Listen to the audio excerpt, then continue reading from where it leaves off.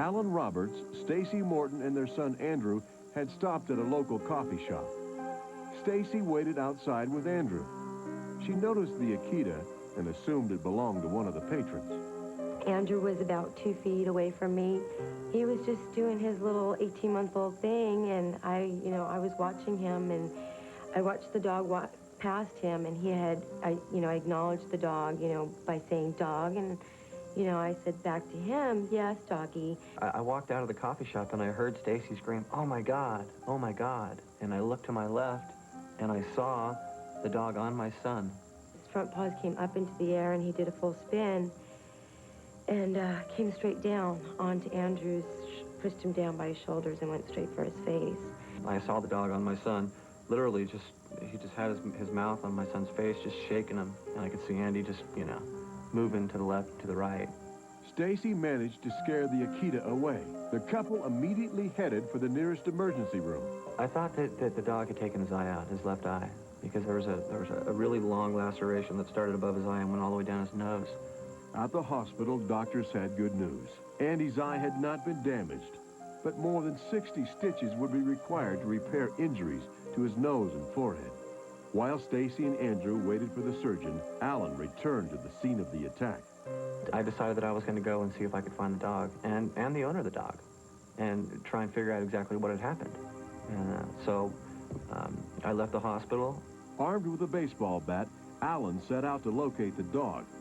He found its owner, April Wild, standing outside in her yard. The Akita was chained to a fence. What happened next would make this a landmark animal attack case. He had a bat in his hand, and I just said, please don't hurt my dog.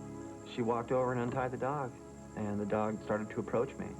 And as soon as it got within striking distance, I hit it with the bat. And I continued to hit it until I was convinced that it was dead. Then I turned around and I walked back to my truck, and I went back to the hospital and sat through the surgery.